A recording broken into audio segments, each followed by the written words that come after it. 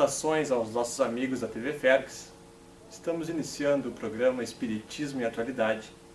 Estamos em companhia de Leonardo Machado, escritor, orador espírita, médico e compositor, que está lançando pela livraria e editora Francisco Spinelli, da Federação Espírita do Rio Grande do Sul, o livro Os Últimos Dias do Sábio. Leonardo, seja muito bem-vindo ao nosso programa. É um prazer, Guilherme. Poderia começar a conversar conosco a respeito dessa parceria com a Fergs e sobre o livro Os Últimos Dias do Sábio? Bom, esse livro é o segundo volume de dois, que nós escrevemos sobre Sócrates, Jesus e Kardec.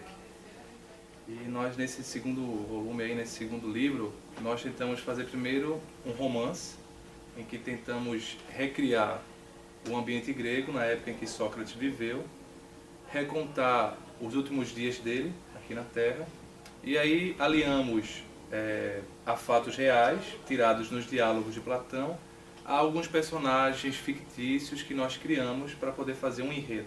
E na segunda parte nós então fizemos uma comparação entre a filosofia socrática, sobretudo a que nós aprendemos nos diálogos de Platão, com o Evangelho de Jesus, a codificação kardeciana, sobretudo, e também fizemos pontes com o hinduísmo e o budismo.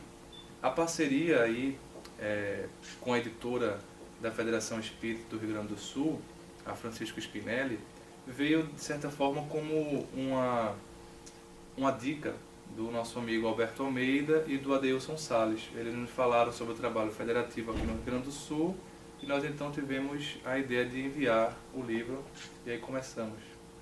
E de onde veio a tua inspiração para escrever sobre Sócrates e a relação com o cristianismo? Essa inspiração nasceu quando, aos 13, 14 anos, eu li pela primeira vez a codificação espírita. Eu já era espírita, nasci numa família espírita, mas com 13, 14 anos eu li de fato todos os livros sequencialmente.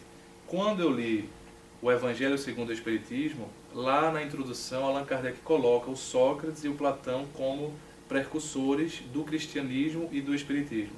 Me lembro que naquela época, um adolescente, eu parecia que já conhecia um pouco a obra do Sócrates, como que caísse assim a ficha, é isso, E aí veio a ideia de fazer um livro podendo aprofundar um pouco mais, não com um nível técnico, porque não é um livro assim técnico para academia, mas um livro para tentar trazer ao povo mesmo, as pessoas que não conhecem o Sócrates, esses paralelos.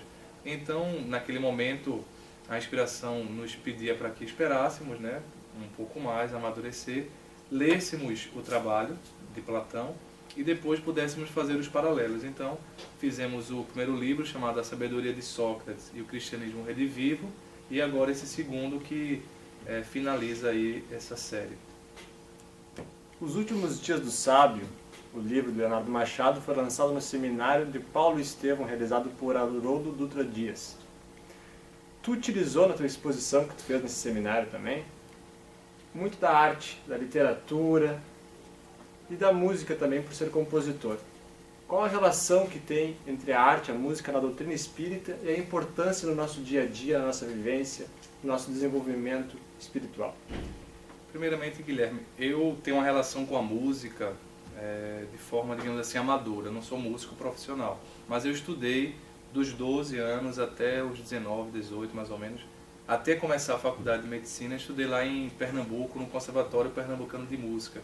Então tive uma formação de música erudita, e acho que a arte, e aí logicamente o contato que eu tenho mais é a música e a poesia, a literatura, mas a arte como um todo é uma grande ferramenta de nós podermos fazer acontecer na doutrina espírita, no sentido de podermos nos conectar um pouco mais com o Criador. Eu tenho tido a oportunidade de visitar pelo Brasil alguns centros espíritas que utilizam a arte, por exemplo, em reuniões públicas, de forma muito equilibrada.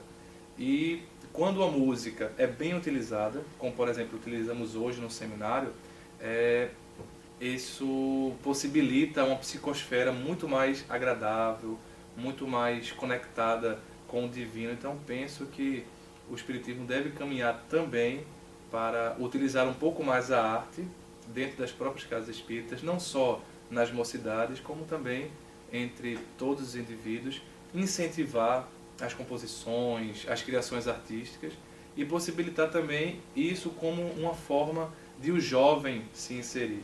Apenas como um exemplo de como a arte pode ser utilizada, eu estive, em certa ocasião, numa semana de jovens, uma semana espírita, né, de jovens. E aí, além das palestras, eu fiz uma oficina de música com eles. Então, no avião, quando eu estava em Brasília, me veio uma inspiração de uma linha melódica simples. E lá, na oficina de música, nós criamos a música, que se chama O Jovem na Construção da Paz. Eles fizeram as letras, muitos já tocavam sozinhos, já tinham grupos musicais espíritas, e eles fizeram arranjos e ficou realmente um trabalho bem legal. Então são formas de você poder ir trabalhando nas semanas que você sempre tem, né, no Carnaval, na Semana Santa. Então penso que a arte é um grande instrumento para o Espiritismo. E o Espiritismo tem muito a nos dar de inspiração, né, como motivo inspirador. É um pouco complicado a gente, às vezes, querer fazer rótulos, né, como uma música espírita. É um pouco complicado porque, às vezes, a gente vê que músicas que não têm um rótulo de espírita são muito mais profundas do que algumas que têm um rótulo. Me lembro de um grupo musical, é um grupo até, acho que de heavy metal, e é o Dream Theater. E tem uma música dele chamada Spirit Carries On, que fala que o espírito continua, que a alma é imortal. E eu lembro de um show que eu assisti no YouTube, e o povo todo cantando a música deles. É uma letra eminentemente com os princípios espiritualistas. E Deus, então, ele coloca, né, os princípios espíritas em vários locais, independente de classe, independente de rótulo. E aí no meio do rock, esse grupo consegue trazer várias reflexões. Então a gente pode também pegar muitas inspirações e às vezes fazer músicas mais sutis e passar o conceito espírita dentro da arte. Leonardo, nós vamos agradecer a tua participação conosco e pedir para que tu deixe uma mensagem para os nossos amigos que nos acompanham através da TV Félix. Dizer, Guilherme, que foi um prazer nós estarmos aqui no Rio Grande do Sul, e eu queria não só me dirigir aos que estão assistindo o programa, mas sobretudo deixar uma palavra incentivadora aos colegas jovens, aos colegas de juventude. Me engrandece muito quando eu consigo ir em alguma casa espírita, nas atividades de seminários, palestras, e encontro a juventude engajada no trabalho da casa. Percebo aí que o trabalho não só vai continuar, como também eles, os próprios jovens, já estão conseguindo auferir bons frutos do Espiritismo. Há uma visão de que talvez o Espiritismo seja para o jovem apenas uma preparação para o futuro. Penso diferente. Penso que o Espiritismo é para o jovem uma preparação já para o presente. Uma preparação já para ele poder ir motivando-se e modificando a sua existência, até porque nós não sabemos quando iremos desencarnar, iremos morrer. Então, o Ivan de Albuquerque, por exemplo, era um jovem extraordinário, espírita, expositor, e de repente, ainda muito jovem no corpo físico, veio a desencarnar.